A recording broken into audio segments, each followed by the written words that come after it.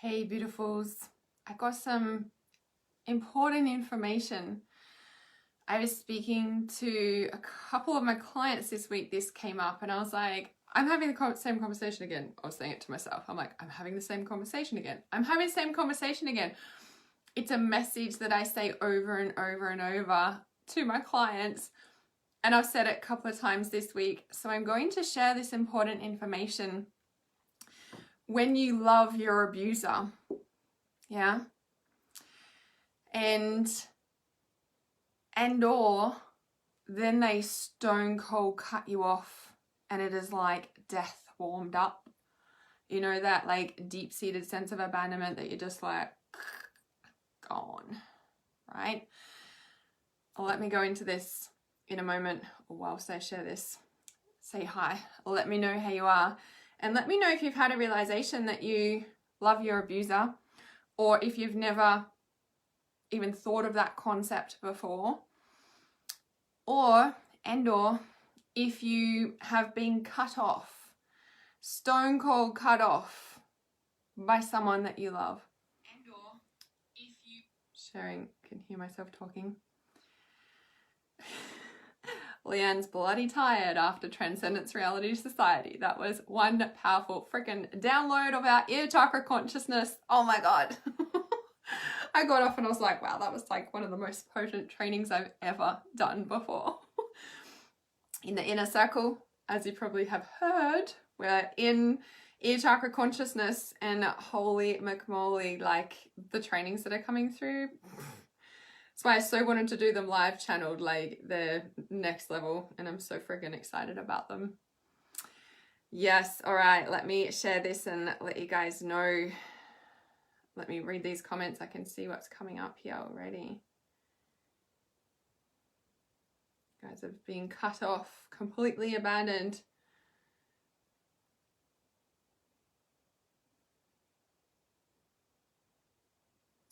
All right, last share. Okay. Perfect. This will be a reasonably short message because I'm about to jump on for our free psychic development class in my Reality Awareness support group. So you can jump into that group and join us live for the psychic development class. So I'm going to speak fast. I'm going to channel fast. I'm going to get this message out because, like I said, I've been sharing this with a couple of my clients this week, and I was like, I feel like I need to share this publicly. So let me just bring up these comments here so I can see your comments on my computer. I'm gonna jump into this really powerful message to, I guess, remember. And then also, with what I'm about to share in this message,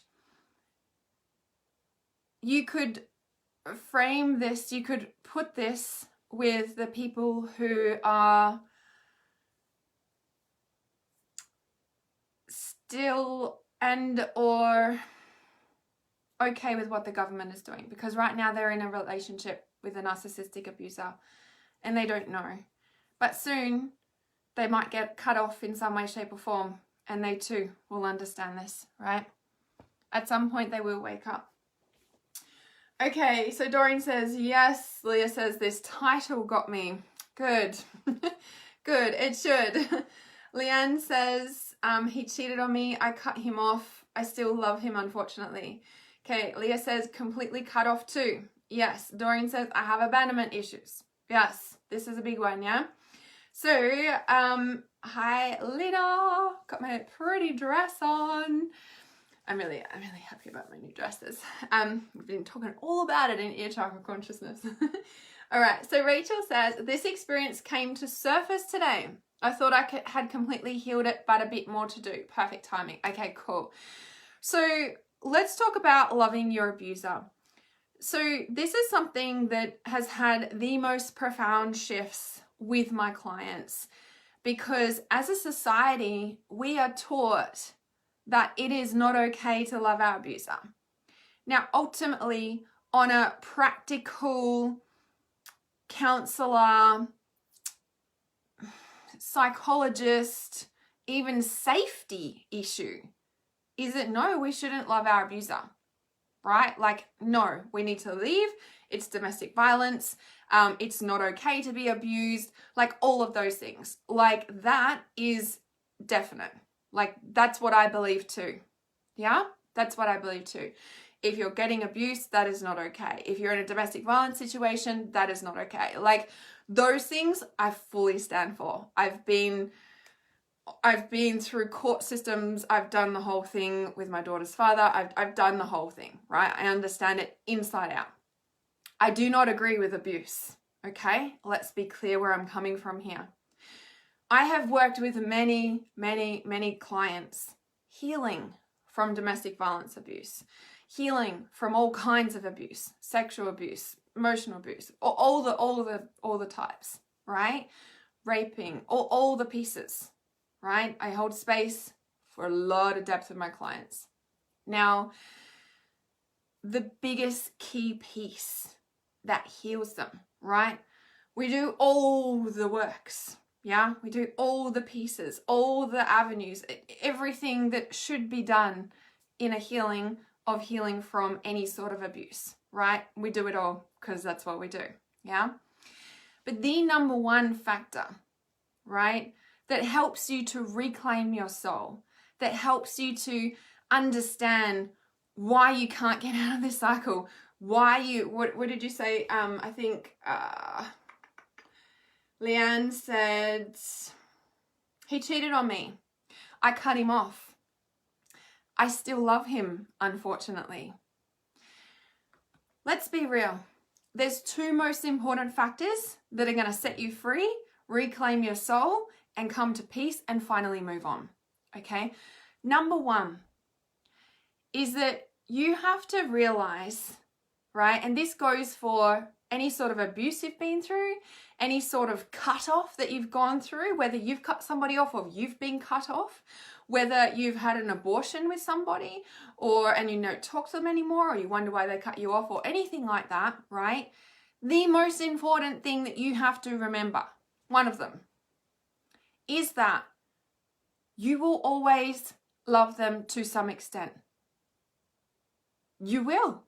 There will never come a time where you do not, right?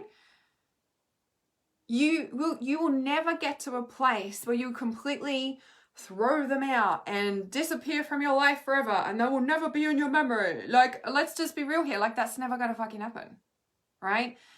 For several reasons. And, you know, let's name a few. You had a soul attraction. There was something there that attracted you to each other. And here's coming into number two part that I need to say now, is that I want to say it's okay to love them.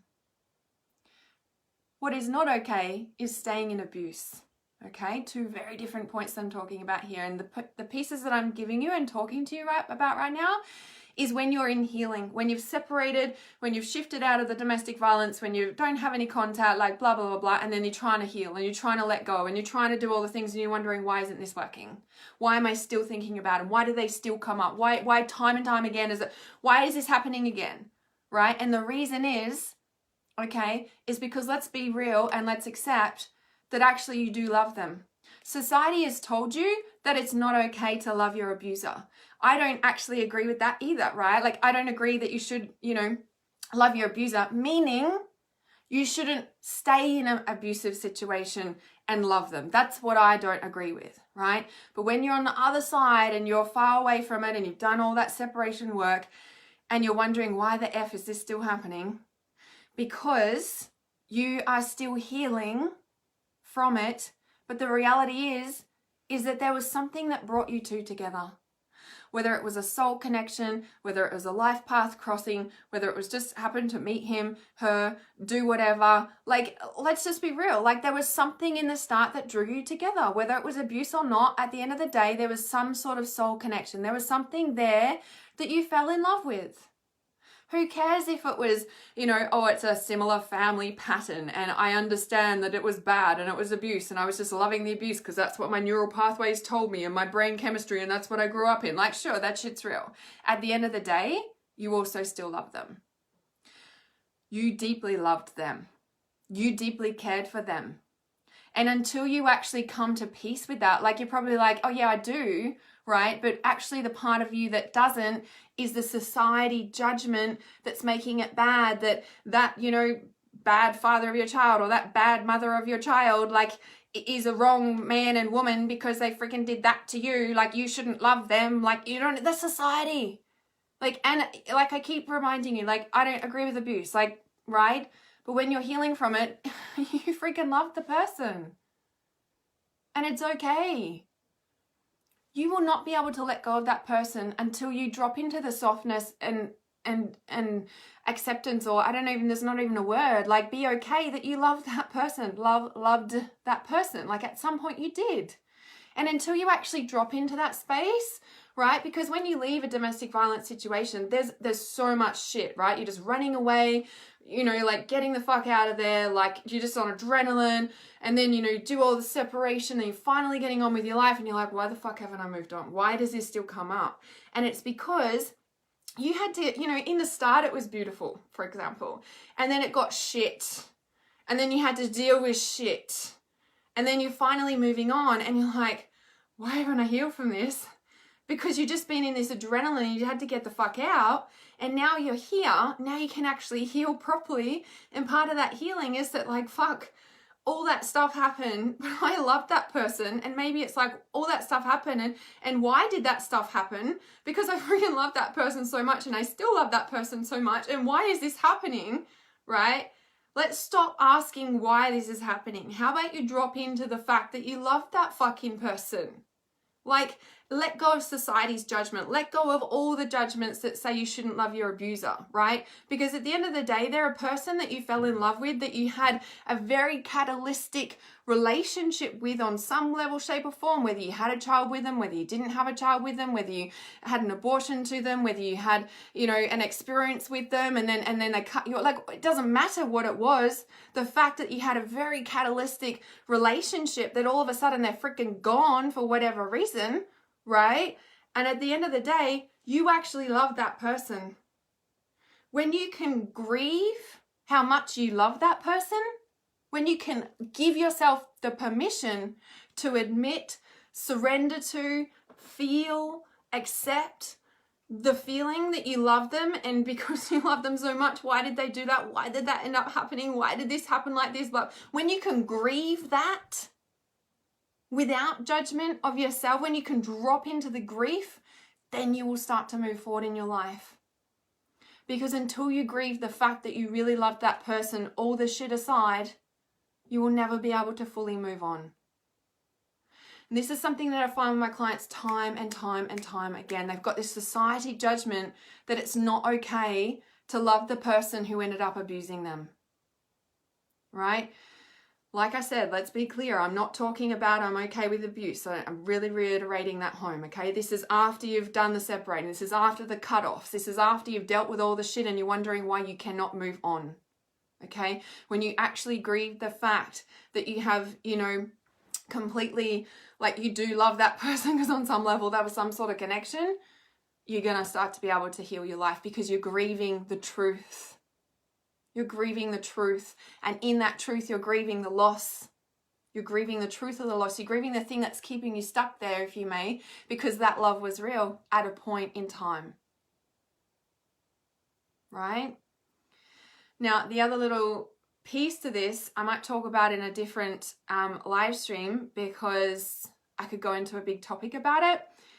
So maybe I'll do a part 2 of this about the cutoff and why people cut you off unexpectedly, why people cut you off when you were there for them, like, and just gave so much of yourself, and then they just turned around and completely cut you off, and you're like, wow, was any of what you said real? Because, like, now there's nothing.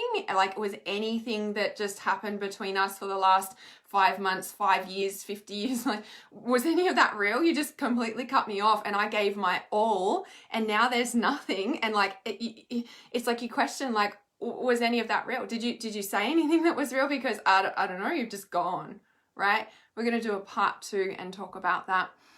So I'm going to jump into my psychic development class now. So comment below if this has helped you, or if you got any questions from anything, because this is pretty deep, right? I've also gotten really clear that my 21-day shifter program is open until December at $555, and my psychic readings are $97 until December. After December, I won't be doing once-off psychic readings anymore, and my 21-day shifter program will be going up to $997. So if you do need one-on-one support where we dive deep into this stuff, this is where we can really get clear on the path and the avenue for you. But at the end of the day, it's okay that you loved them, because there was something that you learned, there was something that dramatically has changed your life from them being in the space. And there's nothing wrong with that. Yeah? I love you.